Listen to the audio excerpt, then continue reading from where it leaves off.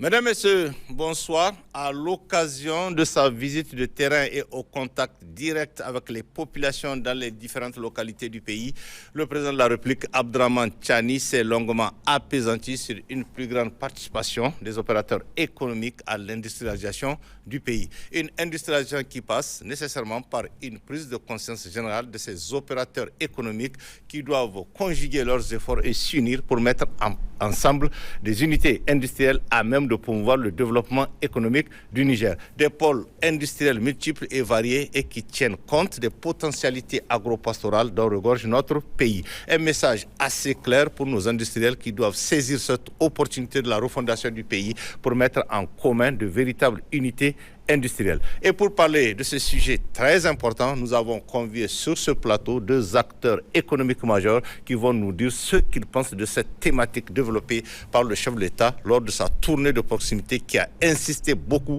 sur la nécessité pour nos opérateurs économiques de s'unir pour mettre en place de grosses unités industrielles pour développer notre pays. Et comme invité pour ce débat spécial tournée du président de la République à l'intérieur du pays, nous avons M. Moussa Sidi Mohamed, président de la Chambre de commerce et de l'industrie du Niger.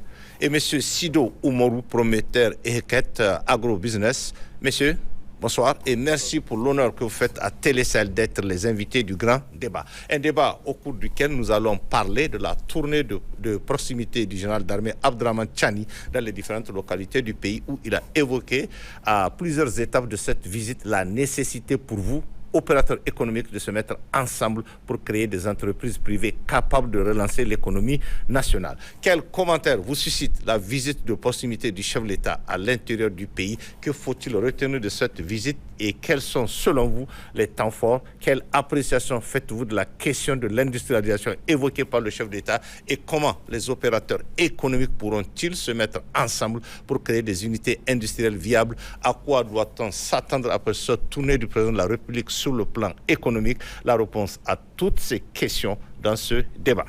Quel commentaire vous suscite la visite du chef de l'État à l'intérieur du pays? Monsieur Sidi, bonsoir. Bonsoir. Et bienvenue sur le plateau du grand débat. On commence par vous. Merci. Et je précise que vous êtes le président de la Chambre de commerce du Niger. Voilà. Tout à fait, M. Tchamoulou. Merci.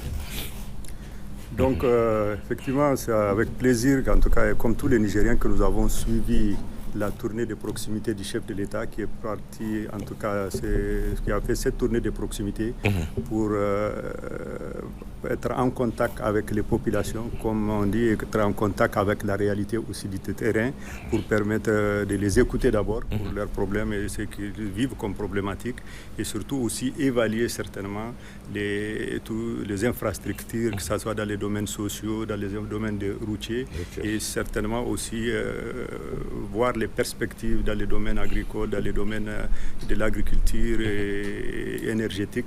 Tout ça, il n'y a pas mieux, comme on dit, que d'aller sur le terrain et de constater toutes ces choses. Et nous l'avons vu. Ça a réellement été d'abord une tournée de proximité parce que le chef de l'État s'est arrêté malgré son programme chargé dans tous les hameaux, dans tous les recoins. Chaque fois qu'en tout cas il y a eu des regroupements des Nigériens sur ces voies, qu'ils soient hameaux ou grandes agglomérations, les chefs de l'État s'est permis de les écouter et de les approcher pour parler et palper certainement la réalité du pays.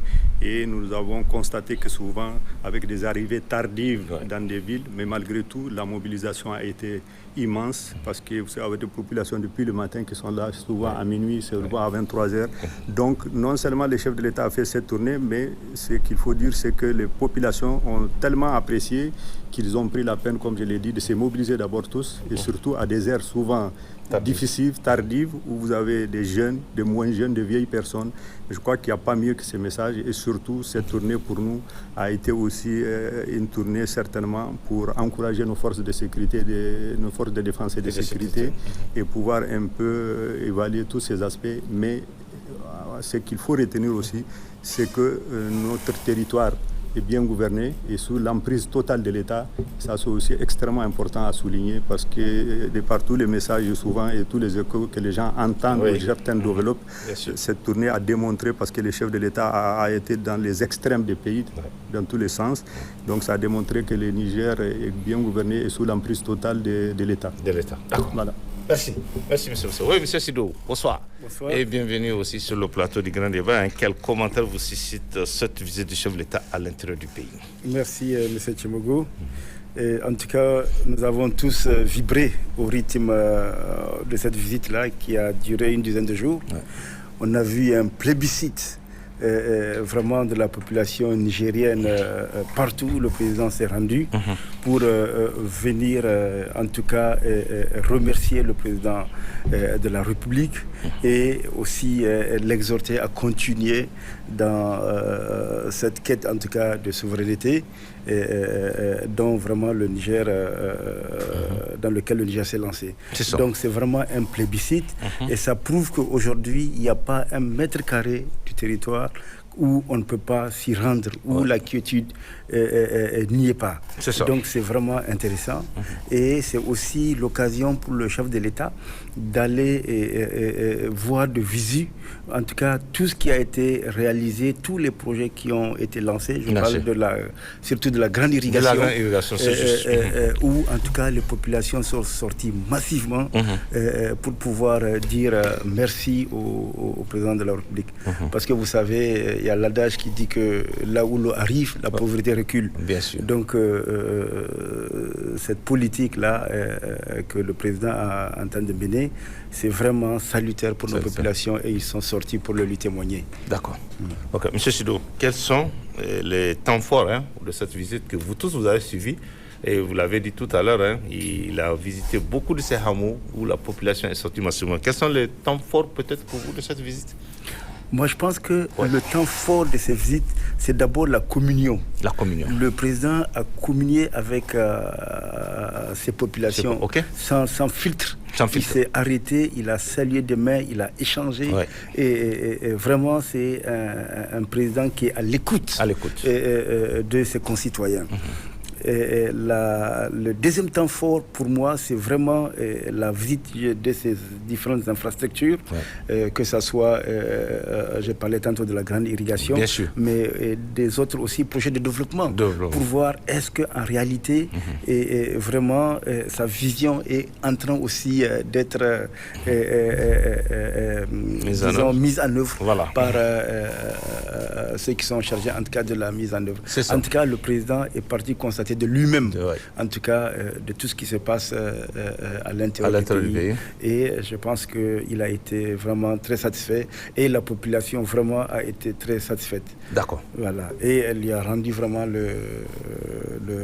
C'est une première dans le pays? C'est une première.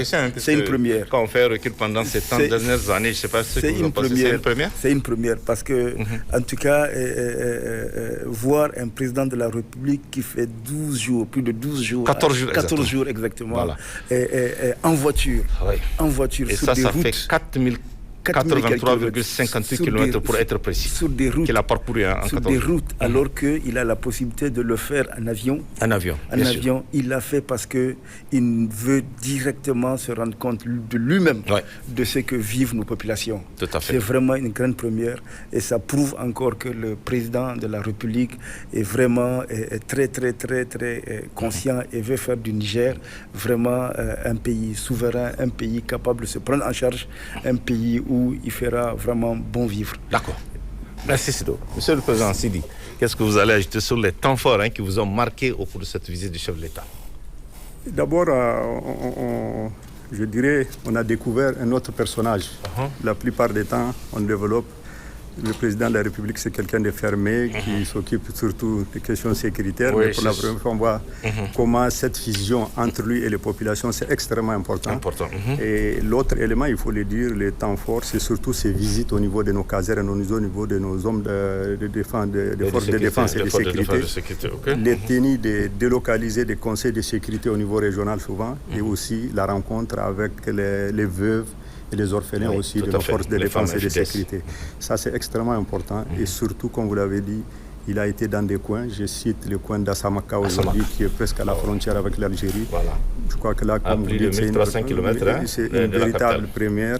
Et je crois que c'est des choses, mais surtout, comme je l'ai dit, c'est cette fusion entre lui et les populations.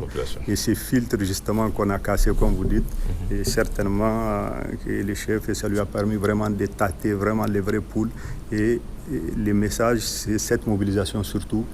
Malgré les difficultés, malgré tout ce qu'on a subi, les conséquences de l'embargo que nous avons subi, parce qu'il faut le dire, nous avons subi un embargo unique, parce que nous avons été les frontières ont été fermées, les SWIFT des banques ont été bloqués, et les ravitaillements, y compris en énergie et en produits pharmaceutiques alimentaires, ont été arrêtés, et toute notre chaîne de distribution, comme on dit, a été totalement perturbée.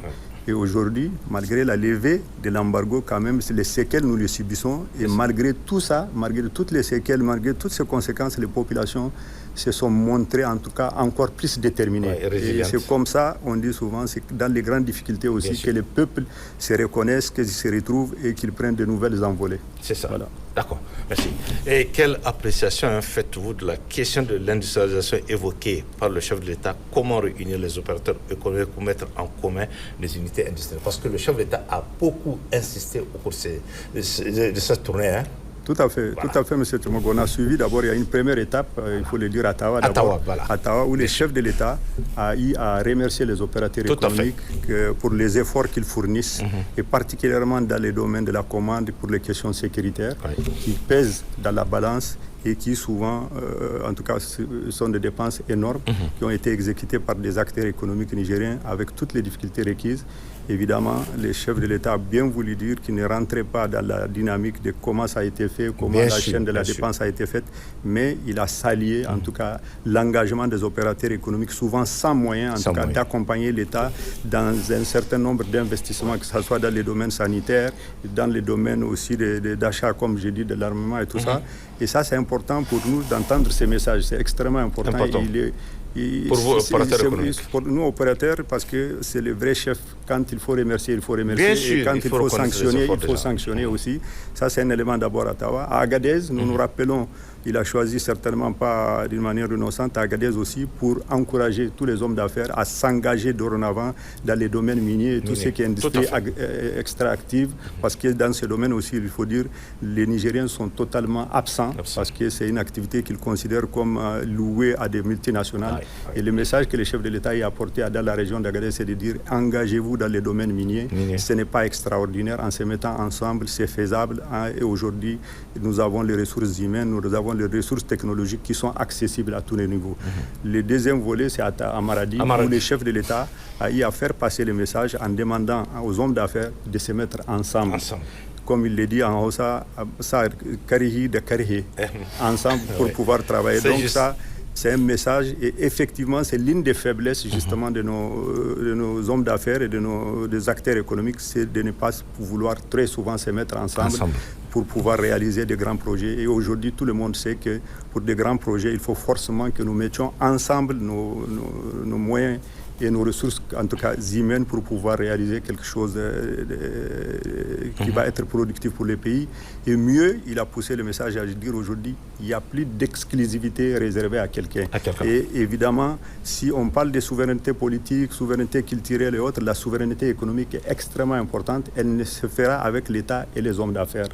Parce que l'État va jouer sa partition, mais le secteur privé aussi doit jouer sa partition pour qu'il s'investisse dans cette souveraineté économique pour que, et comme je l'ai dit, l'embargo nous a montré un certain nombre de nos défaillances et nous a fait découvrir un certain nombre d'insuffisances, en tout cas dans les domaines surtout productifs. Et je crois que toutes ces questions, nous allons les développer. C'est des éléments extrêmement importants pour nous comme message. Et évidemment, les visites, en tout cas au niveau des aménagements hydro-agricoles, sont aussi des messages aussi pour les projets de grande irrigation du chef de l'État, parce que là aussi, l'État s'engage, mais derrière, il faut qu'il y ait un mouvement d'ensemble au niveau des hommes d'affaires pour qu'ils puissent investir dans ce domaine qui est extrêmement important pour nous et sur lequel aujourd'hui l'enjeu est devenu, comme on dit, vital. Parce que la première ressource sur laquelle il faut assurer, c'est le ravitaillement de son pays en termes alimentaires dans ces domaines-là. Et je crois que là, nous avons les terres, nous avons l'eau et nous avons les ressources humaines nécessaires. D'accord. Merci. Oui, Sido, qu'est-ce que vous allez ajouter? Quelle appréciation faites-vous de la question de l'industrialisation évoquée par le chef d'État? On a suivi oui, à Tawa, à Agadez et à Maradi, beaucoup plus. En fait, bien avant cela, le président, en lançant la politique de la grande irrigation, a déjà jeté les jalons pour vraiment les bases pour l'industrialisation du pays. D'accord. Parce qu'aujourd'hui, quand on parle d'industrialisation, on pense aux usines, on pense aux machines, on pense au béton. Mais la première usine, c'est d'abord les terres agricoles. Les terres agricoles, c'est ça. Et le premier énergie qui alimente ces usines, c'est l'eau. Or, à travers la grande irrigation, le président a amené l'eau pour pouvoir développer la production agricole. Et c'est à partir de cette production agricole, on résout 3 problèmes. Le premier problème, on sécurise, on arrive à avoir une sécurité alimentaire. Deuxièmement, on lance le développement industriel. Parce que vous savez que tous les pays du monde ont lancé l'industrialisation à partir de la révolution agricole. Agricole, tout à fait. Parce que c'est la révolution agricole qui donne de la matière première aux industries pour la transformation. C'est ça. Et troisième chose, qui dit production agricole, dit réduction de nos importations de matières premières. Donc, qui dit qu'on aura une balance commerciale positive et qui va nous permettre en tout cas à faire de la production locale, donc du contenu local, de développer nos industries et surtout aussi d'amorcer un développement économique. Donc ça, c'est déjà la base qui a été lancée. Et sur cette base-là, le président a raison de nous exhorter, nous, en tant qu'opérateurs économiques, de prendre cette perche en main là pour pouvoir maintenant lancer l'industrialisation du pays. Et je vous assure que cette industrialisation là, elle est beaucoup plus facile en allant sur les industries agroalimentaires, parce que déjà les bases sont jetées pour une grosse production agricole. Aujourd'hui, avec la grande irrigation, avec l'ambition de doubler, en tout cas, les terres agricoles, l'ambition de produire jusqu'à 60 à 70% de notre production du riz, qu'est-ce qui va se créer? C'est des usines qui vont décortiquer le riz, qui vont le transformer. Bien sûr. L'augmentation des produits de la tomate. Qui va nous permettre d'aller vers une industrialisation de l'oignon, de la tomate. Et c'est dans cet esprit-là que le président veut que nous saisissons ces opportunités-là pour pouvoir aller vers une grande industrialisation du pays. Et c'est uniquement par l'industrialisation que nous allons créer de la richesse, que nous allons employer des gens et que nous allons vraiment assurer la sécurité alimentaire et économique dans notre pays. D'accord. Oui, Sido, comment réunir les opérateurs économiques ensemble pour mettre en commun ces unités? Parce qu'il a beaucoup insisté et il a même donné des exemples dans d'autres pays. Parce qu'au lieu que chacun va de son côté, je pense qu'il est grand temps aujourd'hui que ces opérateurs économiques qui sont là et qui ont beaucoup de moyens puissent peut-être se mettre ensemble pour créer ces unités industrielles. Concrètement, comment ça va se passer? Je pense que dans un premier temps, quand on va se lancer dans les chaînes de valeur, parce que vous savez que l'agriculture, ça crée des chaînes de valeur, pas uniquement agricoles, mais même les différentes chaînes de valeur dans les autres secteurs tels que miniers. Et forcément, des clusters économiques vont se créer, où on aura un microcosme d'industries qui peuvent provenir de ces clusters-là. Je donne par exemple, on est en train d'avoir le complexe pétrochimique qu'on est en train de faire à Dosso. C'est tellement d'industries, de potentiel, de création d'industries issues de cette transformation pétrochimique-là. Et c'est vraiment une opportunité. Maintenant, il faut que les conditions soient créées autour de la Chambre de commerce. Autour de la Chambre de commerce pour qu'un certain nombre d'entreprises se réunissent avec l'État. Avec l'État derrière pour pouvoir amener les gens à même peut-être à aller dans ce qu'on appelle des participations, des prises de participation. C'est ça. Parce que, par exemple, aujourd'hui, l'État l'État, en structurant certaines industries, peut prendre une partie et amener certains acteurs industriels à se fédérer autour d'elle pour prendre des actions. C'est possible. Et c'est possible.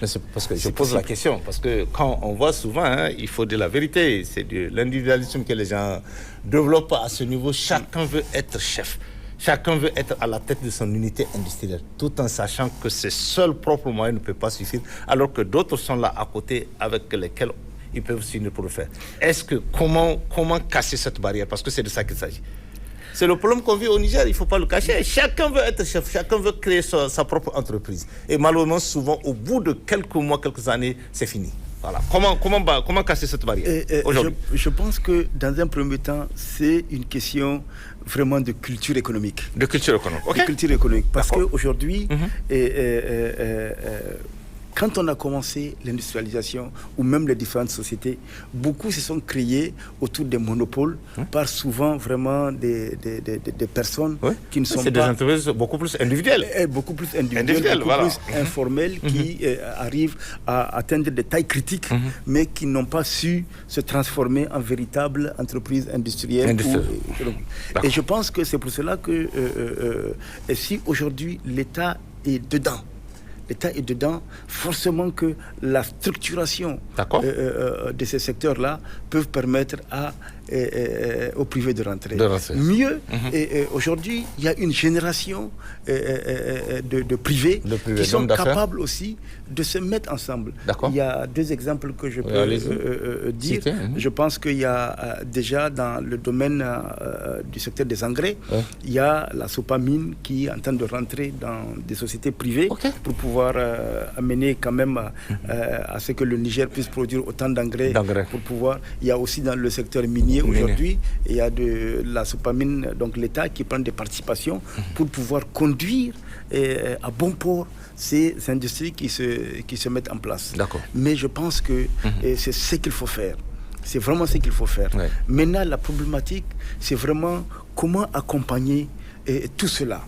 Parce que vous savez que le nerf de la guerre, c'est quand même le financement. C'est le financement. Il faut vraiment, de la même manière qu'on est en train de faire un plan Marshall pour relancer l'agriculture, c'est pour ça qu'il faut aussi faire un plan Marshall pour vraiment booster pour que les ressources soient disponibles pour que ces entreprises-là puissent pouvoir se créer et se développer. Merci. Monsieur le Président Sidi, qu'est-ce que vous allez ajouter? Comment réunir les opérateurs économiques ensemble pour mettre en commun des unités industrielles viables? Le chef d'État a beaucoup insisté pour cette question. Qu'est-ce qu'il faut faire de manière concrète? De manière concrète, vous l'avez souligné tout à l'heure, vous savez, l'économie du Niger, au départ, c'est une économie surtout de commerce, d'achat et de vente des entreprises individuelles. Et il faut dire aussi que le chef de l'État, s'il parle de l'industrialisation, il ne l'a pas dit par hasard. Aujourd'hui, l'industrie participe dans notre économie au PIB à hauteur de 18,6%, l'agriculture à 44,6% et les services à 36,6% aussi. Donc, ce n'est pas à tort. Donc, il a des chiffres, il a des évaluations qui ont permis de dire ça. Évidemment, dès qu'on passe déjà à l'industrialisation, forcément, vous êtes obligé de vous ouvrir vers d'autres partenaires parce que les industries demandent assez de ressources. Même les banques qui vous accompagnent ont des exigences pour que vous ayez un capital conséquent et surtout une participation en tout cas multiforme ou en tout cas diverse pour éviter justement ce que vous appelez les entreprises individuelles. Donc, les mécanismes, c'est les industries. Les industries, évidemment, il faut dire aussi, dans notre pays, il faut dire peut-être ce qui bloque aussi, c'est qu'il y a des défis au niveau des industries, c'est que vous avez beaucoup de défis comme les coûts de l'énergie et la qualité de l'énergie. Vous avez les infrastructures de base, les routes, les chemins de fer aussi qui manquent. Vous avez des outils, en tout cas aujourd'hui, tout de financement, comme il l'a dit tout à l'heure, de financement adapté aux industries. Tout ça est la concurrence déloyale. Parce qu'il faut le dire, l'un des gros blocages qu'on a au niveau des industries au Niger, c'est parce que nous sommes en proximité de trois grands pays économiquement. Vous avez le Nigeria, vous avez la Libye et l'Algérie. Tous ces pays se sont mieux développés que nous sur le plan industriel en avance. Dès qu'il y a une production au Niger, ces pays commencent et qu'elles se développent, ils commencent à se ravitailler, à ravitailler pratiquement notre marché et d'une manière en tout cas frauduleuse, parce que malheureusement toute l'Algérie, que ce soit de la Libye, toutes sont des routes aujourd'hui sur lesquelles nous n'avons même pas d'interconnectivité sur les services douaniers et autres pour contrôler. Et c'est des grands pays économiquement et qui ont développé beaucoup d'industries aujourd'hui, et leurs produits viennent très facilement sur notre marché pour plomber, et ce qui a amené même la fermeture d'un certain nombre d'industries. Je prends le cas de Bras-Niger pour ne pas donner ça, c'est parce que ça a été concurrencé par des productions de ces pays, particulièrement celui du Grand Nigeria, qui sont des produits de haut de gamme, par exemple. Ici, c'est pas de haut de gamme et qui viennent concurrencer. Ça, c'est les problématiques qui ont d'abord plombé notre industrialisation au niveau du pays. C'est quelques problèmes, en tout cas, que là, je cite. Mais ce qui est maintenant la bonne annonce, je crois qu'avant que les chefs de l'État aussi n'annoncent ces souhaits, c'est que vraiment, il y a eu des réformes aussi qui vont encourager les gens à aller vers l'industrie et le développement de l'industrie, et dans les domaines y compris, parce que l'industrie aussi, il parle de l'industrie agro-industrielle, mais l'industrie animalière aussi, c'est la transformation de tout ce qui est produit lait et viande et cuir et peau comme dérivés. Nous avons aussi les industries extractives chez nous, qui sont les mines où nous avons de gros potentiels, et il faut vraiment de vrais investissements, et sur lesquels avant les Nigériens ne pensaient même pas vouloir s'investir. Mais depuis lors, je crois que le gouvernement est à prendre des actes, en tout cas sur le plan de la réglementation, extrêmement important. L'un des premiers actes que les chefs de l'État, qui était une de nos demandes du secteur privé, nous depuis 2011, que nous avons appelé le Small Business Act à la nigérienne, c'est de prendre le contenu local. Ça veut dire la même chose. Aujourd'hui, dans les domaines des mines et des hydrocarbures, le gouvernement a pris par ordonnance un contenu local qui permet aujourd'hui à des entreprises nigériennes d'avoir une bonne participation, en tout cas une bonne sous-traitance dans tout ce qui est domaine hydrocarbures et miniers. Et aussi obliger à ce que la main-d'œuvre nigérienne ou les expertises nigériennes lui soient réservées des quotas qui vont lui permettre aussi de s'investir et de s'impliquer dans ces développements. Parce que très souvent, vous savez, ces gens, dans les domaines miniers, les gens arrivent non seulement avec leur matériel, mais ils arrivent aussi avec le personnel, les techniciens et tout ça. Au final, l'État n'a accès à aucune information. Aujourd'hui, quand les gens s'étonnent qu'on y a eu des choses et qu'on n'a pas des informations, c'est normal. Quand, comme on dit, la boîte était fermée, et les capitales, les ressources appartiennent à l'extérieur, les personnes qui viennent de l'extérieur, forcément, vous ne pouvez pas avoir les données. Et l'État n'avait pas les liens ni les moyens de contrôler souvent. Mais aujourd'hui, avec ces mises en place de ces dispositifs dans ces domaines, je crois que nous venons de régler une vieille demande du secteur privé.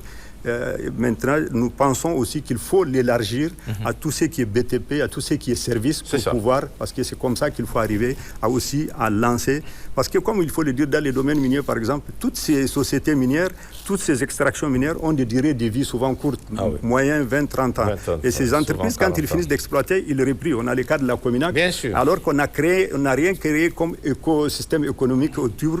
Alors que si les entreprises sont impliquées, souvent elles prennent même les relais et tout ça. Et je crois que là aussi, nous commençons à avoir des discussions avec le ministère des Mines. Nous avons beaucoup d'acteurs aujourd'hui qui commencent à s'intéresser et à s'y mettre déjà dans les domaines miniers. L'autre aspect aussi, c'est la dernière ordonnance qui a été prise en octobre, où l'État aussi a pris une ordonnance et un décret où on dit maintenant, pour encourager la production locale, toute production locale, si elle existe, en tout cas ces produits-là, pour les commander, il faut que vous payez un quota, c'est-à-dire un pourcentage de ces produits qui est fait au Niger. Il faut que vous les preniez un pourcentage du quota pour pouvoir commander à l'extérieur. Parce que pour le moment, si nos entreprises ne peuvent pas produire l'ensemble des besoins du pays, il est forcé qu'on prenne de l'extérieur, mais on fera obligation à l'importateur ou à la personne qui le souhaite d'avoir un pourcentage à récupérer. Le deuxième acte, qui est le décret, qui a aussi, non seulement après ça, c'est l'imposition aujourd'hui à toutes les sociétés étatiques et parapubliques de prendre les produits locaux, de les acheter au niveau des producteurs nationaux. Ça, c'est des éléments d'encouragement et qui vont encourager les gens à aller vers l'industrie. Mieux, nous avons aussi une vieille demande aussi qui est le Code des investissements qui a été pris récemment, qui répond vraiment à pratiquement toutes les doléances et toutes les exigences, en tout cas des secteurs privés. Et mieux, il a été adopté avec vraiment, comme je dis, avec des mesures très encourageantes, incitatives, que ce soit sur le plan fiscal ou sur le désarmement et toute autre chose. Et surtout, cette fois-ci, non seulement le Code des investissements qui a été pris est très avantagé, mais on a mis une vieille aussi demande du secteur privé. Il y a un guichet unique aujourd'hui de la mise en œuvre de ce Code des investissements. Parce qu'avant, quand vous déposez votre projet, vous êtes obligé de faire le circuit de tous les ministères. Aujourd'hui, ces guichets est logé à l'AMPIPS. En moins d'une semaine, je crois, dès que ça a été opérationnel, je me rappelle, il y a des dossiers qui ont traîné depuis 3 ou 4 ans. Aujourd'hui. Et qui ont connu aujourd'hui. Non, ils ont été tous libérés. À un moment, les gens même de l'AMPIPS s'étaient obligés de mettre des communiqués dans les journaux des Sahel pour dire aux gens, venez récupérer votre code des investissements. Il a été adopté et tout ça. Et aujourd'hui, pratiquement, au bout de quelques jours, en tout cas, si les conditions sont réunies, vous récupérez parce que les guichets uniques, ça veut dire qu'ils réunissent toutes les signatures, que ce soit des douaniers, du ministère du Commerce ou du ministère des Finances à ce niveau. Donc la facilitation a été faite à ce niveau. Il y a un certain nombre d'autres infrastructures aussi. Vous voyez l'État aussi qui investit dans les domaines de l'énergie aujourd'hui. Parce que comme je l'ai dit, l'un des éléments qui pèsent, c'est l'énergie. Aujourd'hui, dans les domaines énergétiques, l'État a fait énormément d'investissements.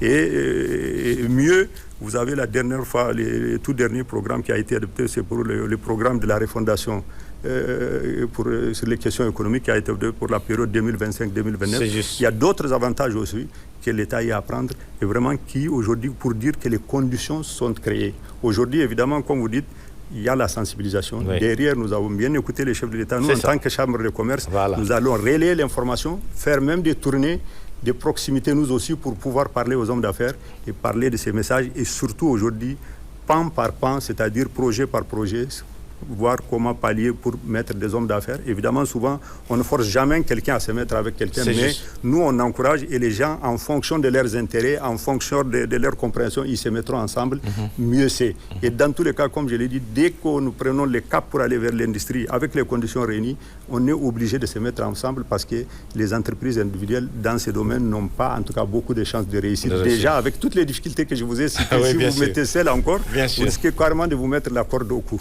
C'est ça. Voilà. Donc on peut espérer, M. Sidi, en tant que président de la Chambre de commerce, que demain, tous ces opérateurs économiques qui ont beaucoup d'argent, ça il faut le dire, et ils peuvent se mettre ensemble pour vraiment mettre en place ces unités ou bien des sociétés privées viables. Oui, mais M. Tchemogo, ça va se faire, parce que je vous ai dit, pourquoi j'ai fait tout à l'heure, je suis revenu sur les mesures que le gouvernement a eu à prendre. Les choses, les terrains, comme on dit, a été préparé et certainement déblayé avec toutes ces mesures qui ont été prises, avec les cadres aussi du dialogue public-privé que nous avons, nous par exemple du secteur privé avec le gouvernement, avec les services fiscaux et les services de la douane. Toutes ces conditions en tout cas sont aujourd'hui, l'État est en train d'éliminer toutes les entraves, en tout cas, auxquelles un homme d'affaires peut faire face. Et il aura fallu l'arrivée du CNSP pour arriver à ça. Exactement, en tout cas, je vous ai tout à fait, en tout cas, pour le contenu local, le code des investissements, la création de ces guichets uniques, les quotas qui vont être imposés aujourd'hui. Parce que quand vous dites à quelqu'un aujourd'hui, même un partenaire, venez, vous amenez, par exemple, juste, j'ai dit comme ça, quelque chose de l'extérieur, si vous lui dites, écoutez, demain, si vous investissez avec un partenaire local aujourd'hui, il y a une obligation qui est faite à tout importateur de prendre d'abord un pourcentage. Et ce quota va évoluer. Le ministère du Commerce va mettre un dispositif ensemble.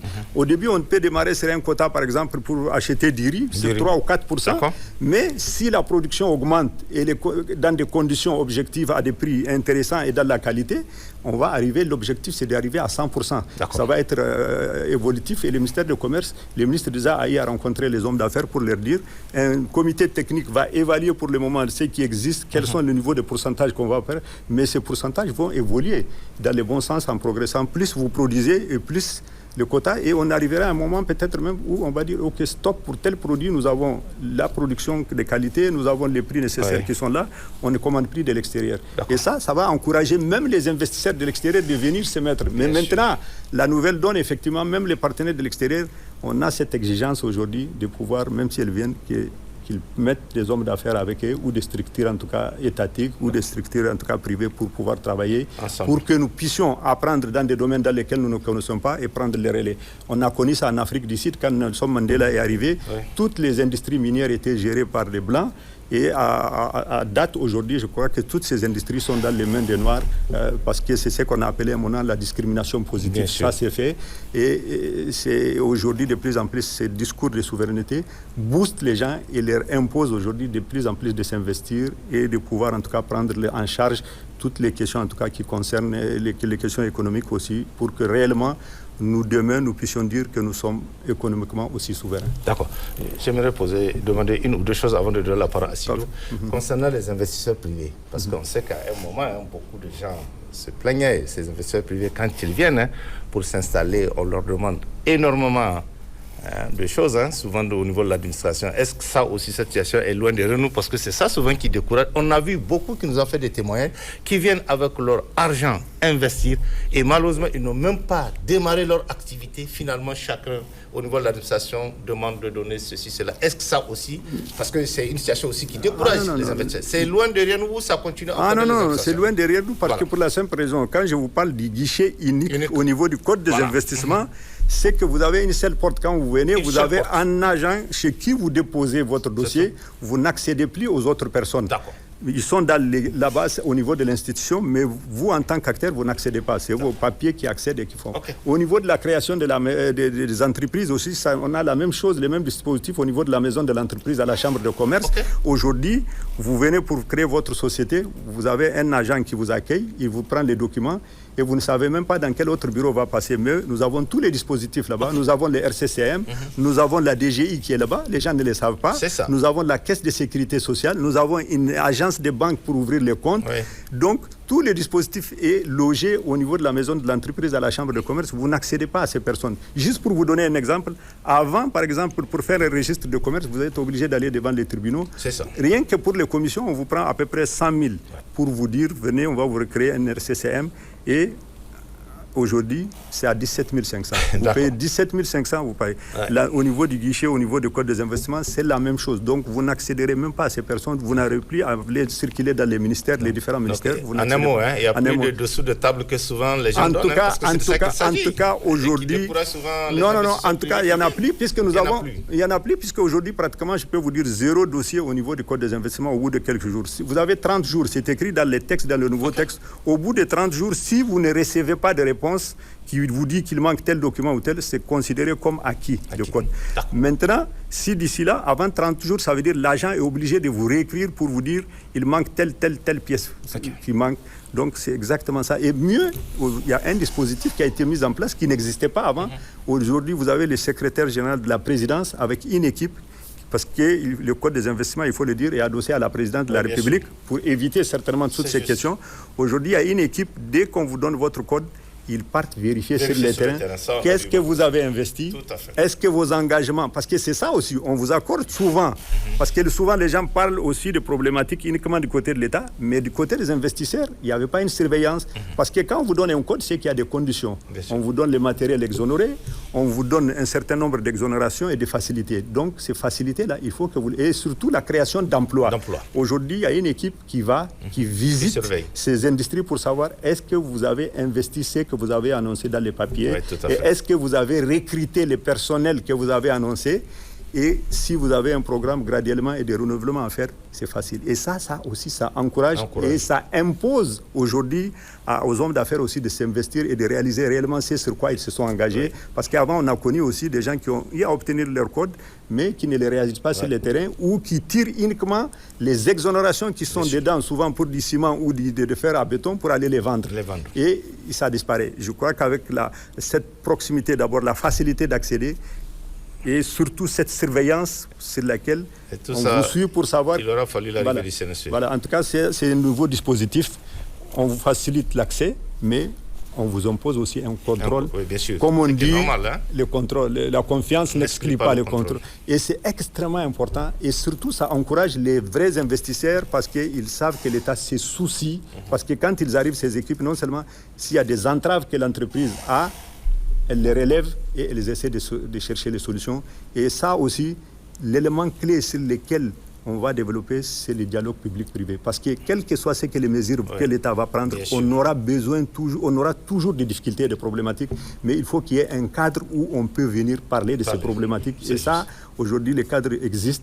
Il est présidé par le Premier ministre et le secteur privé fait partie. Mais nous avons aussi des cadres de dialogue entre nous, par exemple, de prime abord avec le ministère du Commerce, mais nous avons aussi des cadres de contact aujourd'hui avec la DGI et la DGD pour lever les obstacles qui se posent aux hommes d'affaires. Parce que, comme on dit, quand on rentre dans une activité, il y a les problématiques concernent, mais il y a des problématiques qui arrivent que vous ne connaissez pas. Et ça, seul les dialogues permanents peut les régler pour soulever les problèmes. Et cette transparence, aujourd'hui, elle est tracée, elle est faite. Et je crois que, comme je dis, sur le plan réglementaire, les conditions sont réunies. Sur le plan de la liberté d'expression, de l'amélioration du climat, les choses s'améliorent et on va continuer à les améliorer. et sur la volonté politique, parce que c'est important.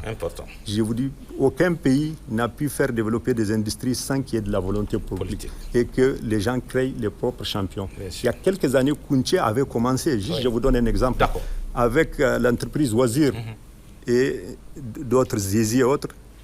C'était dans les années 79-80. C'est eux qui ont fait l'immeuble. La société Wazir a eu à faire l'immeuble de la Caisse nationale de sécurité sociale, la Bédrin. Mais alors qu'aujourd'hui, si vous demandez à une entreprise nigérienne il y a quelque temps de le faire comme ça va être difficile.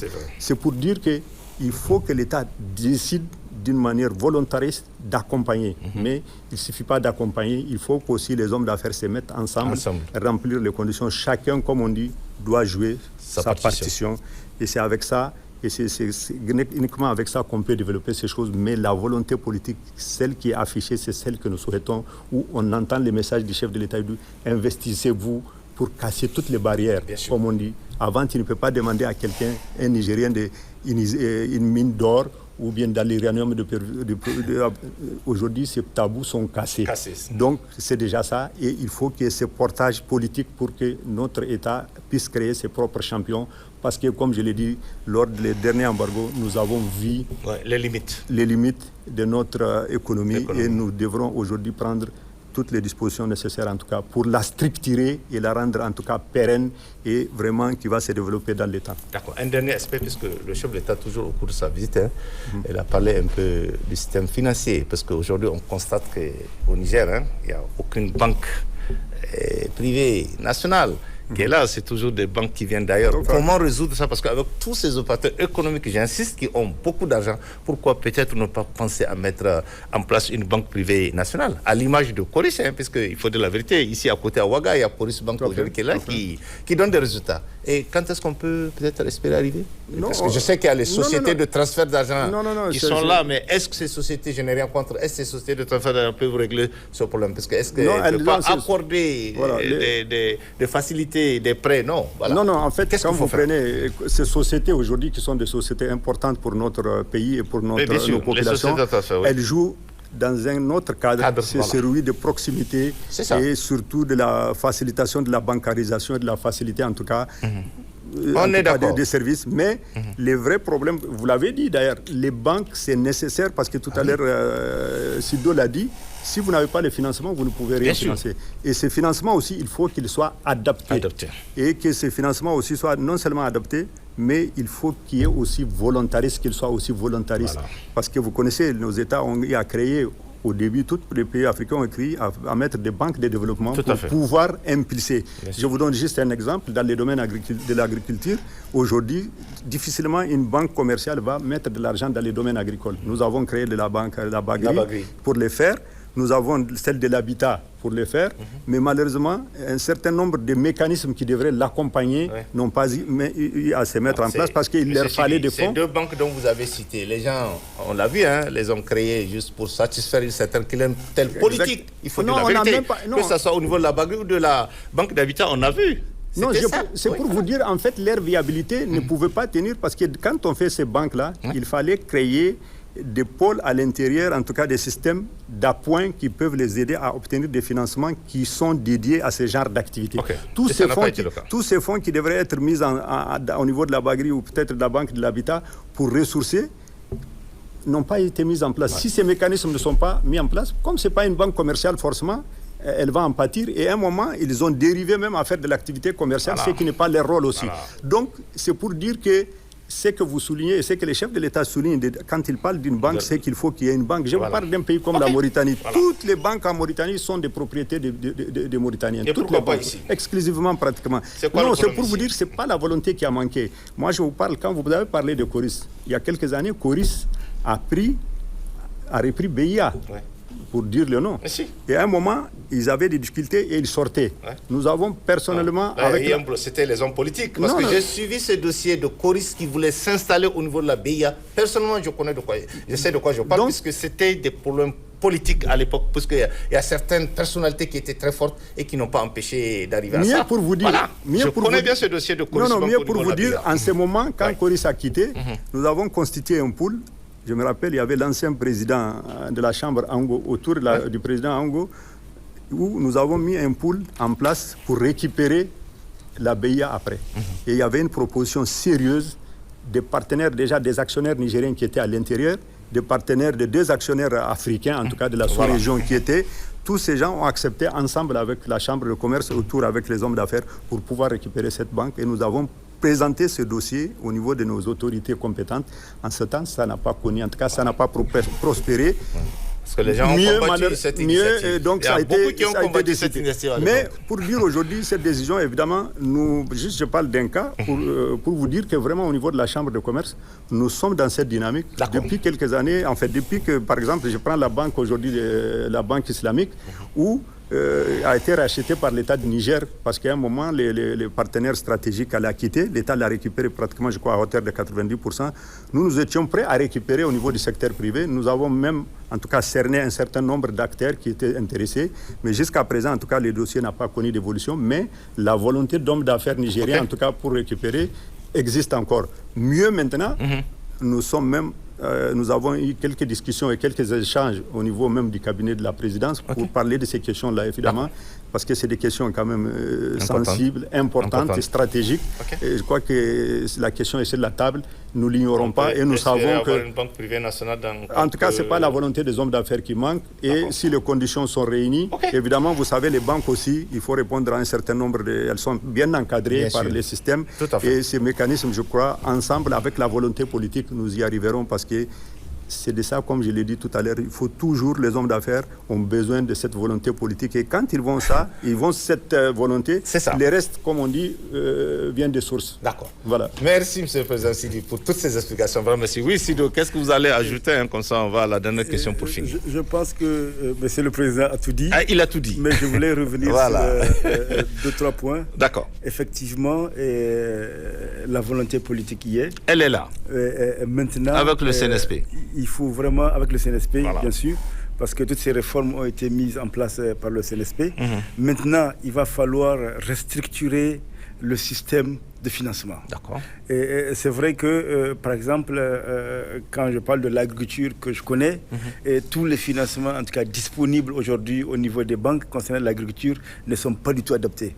Et pourquoi? Parce que l'agriculture n'est pas du commerce. Ce n'est pas je veux dire que les mêmes conditions qui sont appliquées au commerce et au crédit commercial, c'est les mêmes outils qui sont appliqués à l'agriculture. Ce qui n'est pas en tout cas, ce n'est pas périn. D'accord.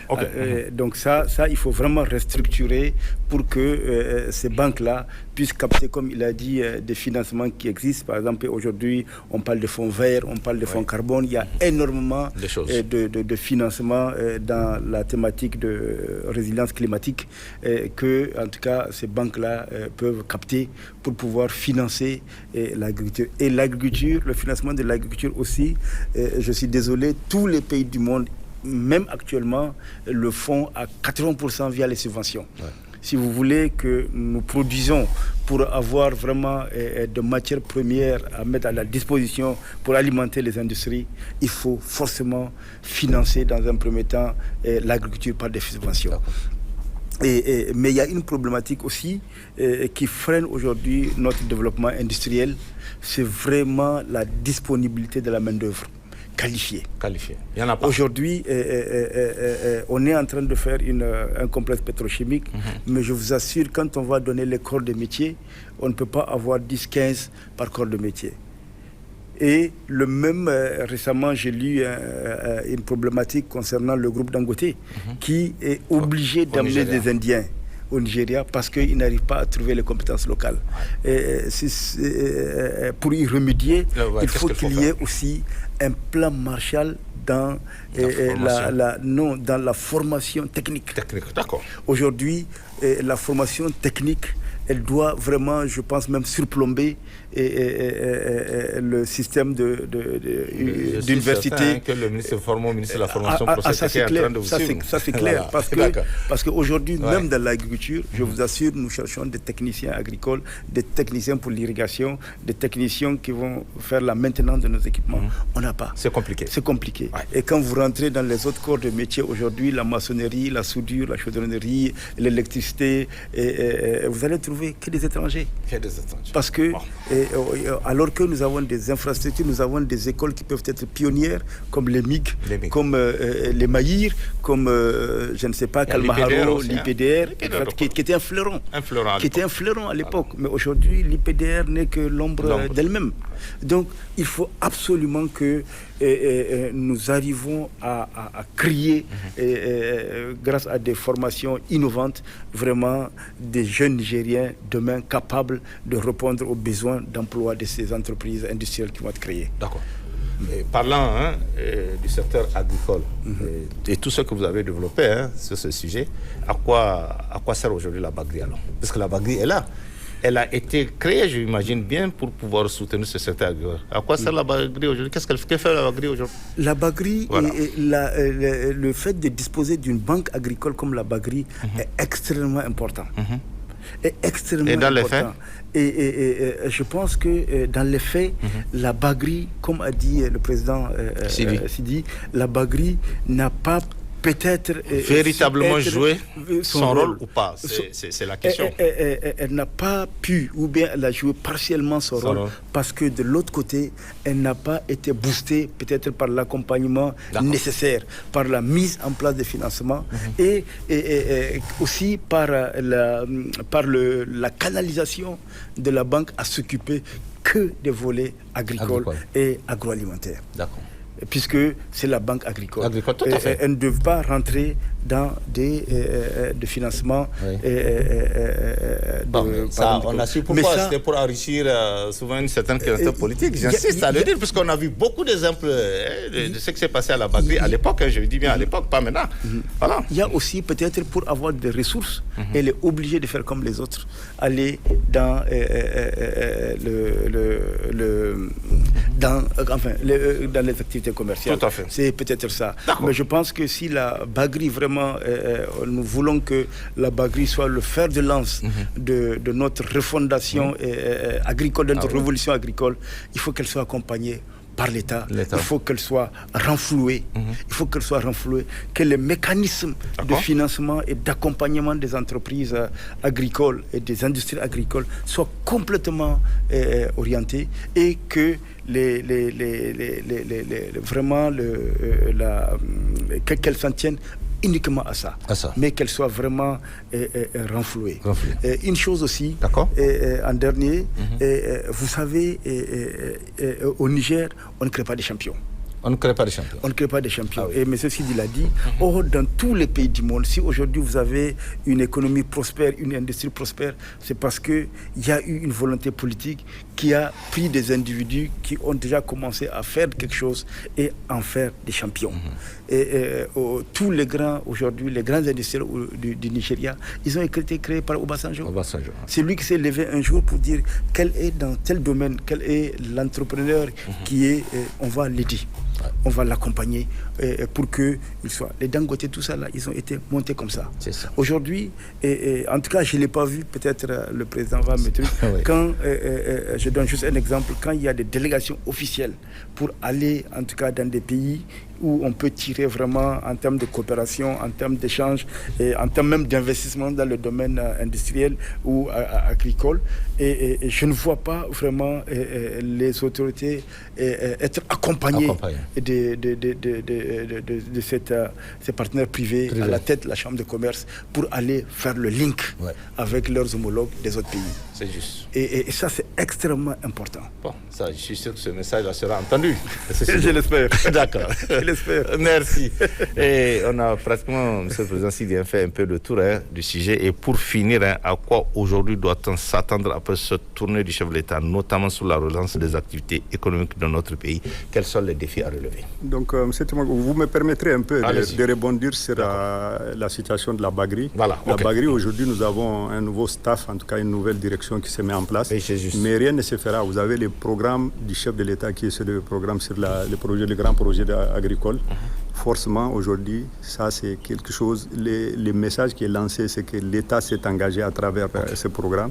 Mais derrière, les hommes d'affaires aussi commencent à s'y mettre. Et à se projeter en tout cas pour le futur. Comme je l'ai dit tout à l'heure, il y a un élément extrêmement important. Dans quelques années, tout pays qui ne pourra pas produire sa propre en tout cas, production sur le plan alimentaire va souffrir et n'en aura même pas. Parce que je vous prends le cas, quand il y a eu les coups d'État, vous avez constaté en ce temps les riz étaient extrêmement chers. L'un des éléments, c'est vrai que l'État y a amené des politiques après, a développé des politiques pour baisser les prix, mais c'est que des pays comme l'Inde, la Chine, tous les gros producteurs ont arrêté d'exporter parce qu'ils avaient des besoins locaux. Donc chacun, avec l'explosion aujourd'hui démographique, chacun va essayer de couvrir. Donc ça devient vital. Donc pour nous, la Bagri aujourd'hui doit être reboostée. Évidemment, comme vous dites, elle a un gros passif, mais qu'il faut voir comment nettoyer pour pouvoir accompagner. Mais comme je l'ai dit, il faut qu'on mette tous les mécanismes et tous les fonds nécessaires pour qu'elle puisse réellement jouer son rôle, celui d'accompagnement du monde agricole. Et ça, c'est extrêmement important à souligner. Et aujourd'hui, un nouveau staff, il faut l'accompagner, il faut faire les réformes. Comme on dit, même s'il faut couper, il faut couper pour pouvoir redresser la banque et pouvoir en tout cas la mettre en route et jouer son rôle. C'est extrêmement important. Et je prends juste le cas d'exemple. La Bagri, beaucoup de partenaires aujourd'hui viennent pour nous appuyer dans les domaines agricoles, mais les ressources là devraient être normalement qui sont destinées à l'agriculture logées là-bas pour pouvoir l'appuyer. Mais souvent, chacun prend de son côté, il fait développer une agriculture familiale, tous les styles, parfois qui nous apportent aucune valeur ajoutée. Aujourd'hui, dans les domaines agricoles, M. Tchemogo, il faut que vous preniez aujourd'hui le chef de l'État, il est en train de pousser sur la filière riz. Il est en train de monter. Mais c'est de la même manière qu'il faut qu'on choisisse le nombre de produits sur lesquels nous allons travailler. Il ne faut plus que ce soit des partenaires qui viennent. Chacun arrive avec son programme. Un veut développer de la salade, un veut développer le secteur. Non, il faut qu'on cerne. On a quelques sur lesquels on peut avoir des avantages. L'arachide, on était l'un des premiers producteurs en Afrique. Le coton, dans les années 70, le Niger était premier. Et aujourd'hui, on n'existe plus sur ces marchés. L'arachide, c'est des potentiels. Les sésames, c'est des potentiels. Donc, il faut que nous choisissions quelques produits et sur lesquels l'État doit dire aux partenaires, écoutez, vous venez nous aider dans les domaines de l'agriculture, mettez-vous dans ces canevas aujourd'hui. Ça va permettre de donner toutes les ressources, y compris peut-être, et ça va faciliter. Et nous avons un outil qui est la Bagri. On va améliorer la gestion, on va essayer de nettoyer les passifs, mais venez aussi pour mettre tous ces fonds et tous ces dispositifs, en tout cas, qui pourront, en tout cas, réellement, si on veut développer l'agriculture, qu'on mette ces ressources pour pouvoir vraiment... Parce que comme il l'a dit, l'agriculture, elle est très commerciale. Quand vous commencez à produire, il n'y a pas meilleure richesse. C'est une richesse aussi qui est, comme on dit, la terre ne ment pas. Mais il faut avoir les ressources pour le faire. Je voulais vraiment faire cette digression parce que pour moi, c'est extrêmement important. L'histoire des champions, on l'a souligné, on l'a dit. Maintenant, nous... Pourquoi on prépare des champions? Voilà, on les prépare pour qu'on vraiment nous puissions avoir réellement dans tous les secteurs occupés et qu'il y ait un bon lot de Nigériens. Mais je voulais aussi, tout à l'heure, je vous ai parlé de toutes les avancées qu'il y a à faire les CNSP sur le plan réglementaire. Mais en général, quand vous écoutez cette réglementation, comme si elle est dédiée à des grandes PME ou des grandes entreprises. Mais je voulais rassurer les jeunes entrepreneurs aujourd'hui qui arrivent, parce qu'aujourd'hui, juste pour vous dire, depuis que la maison de l'entreprise a été mise et la facilitation de la création, aujourd'hui, nous avons une moyenne de 10 000 créations d'entreprises par an. Donc, et c'est des jeunes qui arrivent sur ces marchés-là. Mieux, il y a la charte aussi des PME que nous avons signée récemment et qui est dans les circuits en tout cas d'adoption. Et ça, elle va concerner les PME, les très petites PME, en tout cas pour pouvoir mettre tous les mécanismes nécessaires de son accompagnement et comment la faire participer à l'économie. C'est pour dire que les jeunes aussi entrepreneurs et les jeunes flairons qui ont été là aussi des dispositifs, l'État a y à prendre en tout cas, et particulièrement les régimes du CNSP a y à prendre des dispositions en tout cas pour pouvoir les accompagner et créer les conditions en tout cas de les booster. Maintenant, comme on vous dit, les conditions sur le plan réglementaire sont en train d'être mises en place. Nous avons la volonté du chef de l'État et politique de tous les CNSP pour pouvoir accompagner les secteurs et avoir une emprise réelle sur toutes nos ressources économiques. Tous ces messages, en tout cas, sont pour nous, c'est positif. Nous avons écouté ces messages qu'il a lancés souvent. Même si, je voulais souligner souvent, les gens néglige un peu les discours du chef de l'État quand il fait des références à l'histoire, à la grandeur du peuple, à la grandeur du peuple et surtout à booster notre fierté. les gens souvent prennent ça à la négligence, mais c'est extrêmement important. Si vous ne savez pas d'où vous venez, si vous ne vous croyez pas à vous, vous ne pouvez rien réaliser, et particulièrement dans le domaine de l'entrepreneuriat ou dans toute autre chose. Quand vous n'êtes pas sûr, vous n'avez pas cette assurance. Souvent, on a l'impression que le Niger a existé, et le peuple nigérien a existé à partir de 1960, et ça s'arrête là.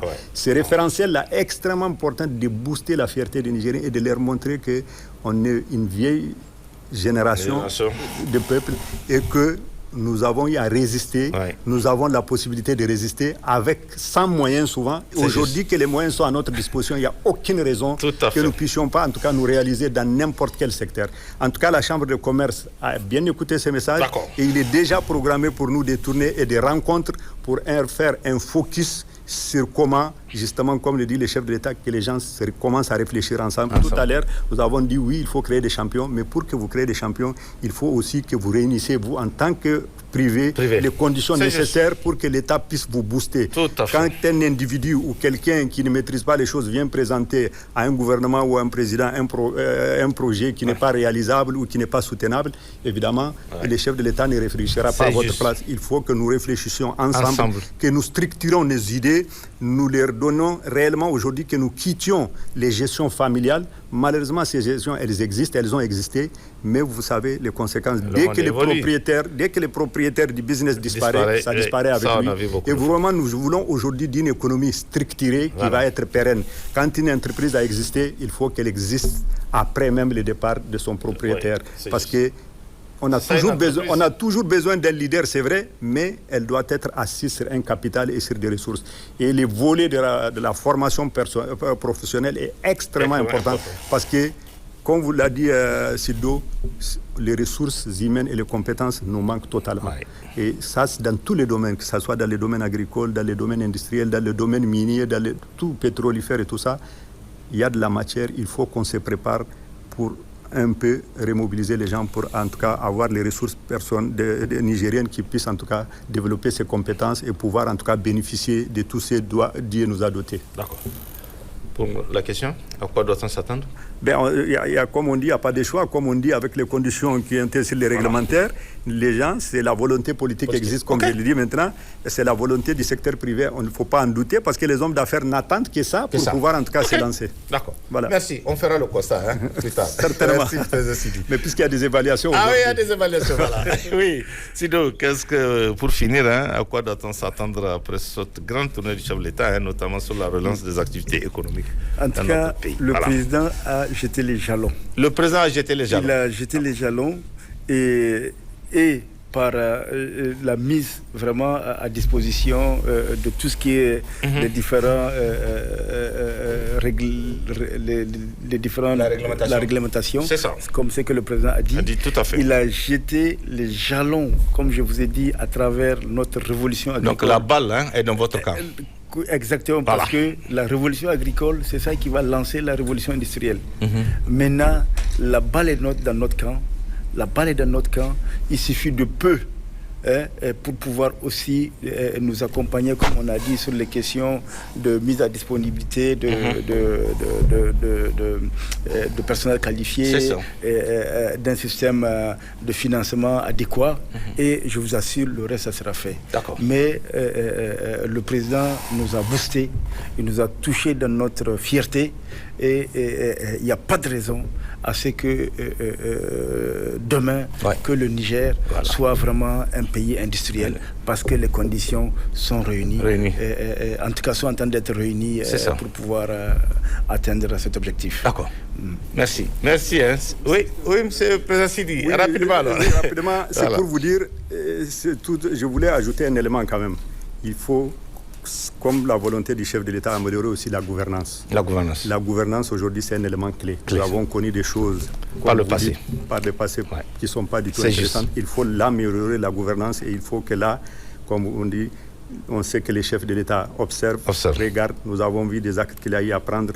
et c'est la bonne direction qu'il faut capter pour que la qualité de la gouvernance soit améliorée, parce qu'une mauvaise qualité de gouvernance impacte tout le monde. Oui, et le premier, le secteur privé. La deuxième chose, il faut aussi, ce n'est pas une reproche, nous avons des reproches nous-mêmes qu'on peut nous faire au niveau du secteur privé, il faut que l'administration elle-même change. Et que quand elle épouse la volonté politique et que les résistances des réformes et les résistances à la réforme et au changement, ils doivent aussi changer, disparaître pour ne plus créer des entraves, parce que le monde de l'entreprise, c'est un monde difficile par essence. Si encore vous avez des résistances humaines, des résistances des personnes en face de vous, ça va être difficile. Donc il faut un engagement global. La volonté politique, l'engagement du secteur privé, mais aussi de nos administrations. Et la bonne gouvernance. La bonne gouvernance et surtout les résistances. Souvent, il y a la bonne gouvernance de l'État, mais aussi la résistance souvent qu'on constate dans les administrations, elles existent. Et il faut que tout ça soit, comme on dit, dans le même sillage et que tous nous développons dans le même sens cette volonté. D'accord. Voilà. Merci, Président Sidi, pour ce message. C'est fort, vous avez raison, parce que sans bonne gouvernance, rien ne peut avancer. Sans changement de cette mentalité au niveau de l'administration, rien ne peut se changer. C'est très important de le faire. Et je pense que les autorités vont prendre toutes les mesures qui sont posées pour le faire. C'est pour ça que j'ai demandé qu'est-ce qui peut se passer après cette grande tournée, parce que le président, il a quand même effectué 4083,53 km. Je pense qu'il n'a pas fait ça pour rien. Il faut qu'au finish, qu'il y ait un changement de tout ce qu'il a constaté sur le terrain et dans tous les secteurs. C'est pour ça que nous avons initié ces séries de débats pour aller à la rencontre de toutes les structures qui vont s'exprimer et voir maintenant qu'est-ce qui va se passer après. Parce que les populations attendent.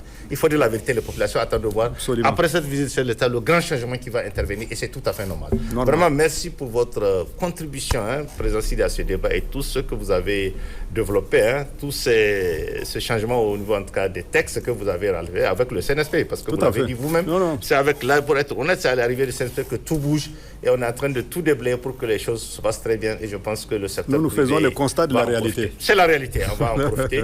Et que ces opérateurs économiques qui ont beaucoup d'argent souvent qu'ils déposent à la maison vont devoir maintenant pouvoir s'organiser pour qu'on puisse mettre de vraies industries sur le terrain, au profit du Niger et au profit de cette population et de la jeunesse surtout. Vraiment merci. Merci pour votre Sido, merci aussi pour tout ce que vous avez dit sur le secteur agricole. Et c'est tout à fait normal parce que tous les pays se sont développés, comme vous l'avez dit, au niveau du secteur agricole. Ça, on a vu que ce soit en Chine, ailleurs, en Inde et tout, c'est le secteur agricole.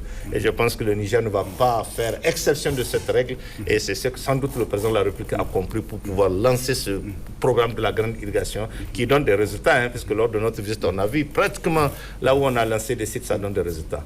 Et j'espère que ça va continuer. Vraiment, merci à tous. On va s'arrêter là en espérant se retrouver une prochaine fois pour faire l'évaluation, comme vous l'avez dit. Puisque nous, on dit des choses, mais on aimerait encore revenir voir ce qu'on a dit, est-ce qu'on a fait ou on n'a pas fait ça, on va suivre ça. Vraiment, merci à tous. C'est ça la réalité. Merci à tous. C'est la redevabilité. Voilà, c'est la redevabilité. Merci. Merci à tous, on va s'arrêter là. Merci beaucoup. Mesdames, Messieurs, c'est la fin de cette émission. Merci de l'avoir suivi et merci pour votre fidélité au grand débat. Excellente soirée à tous. Au revoir.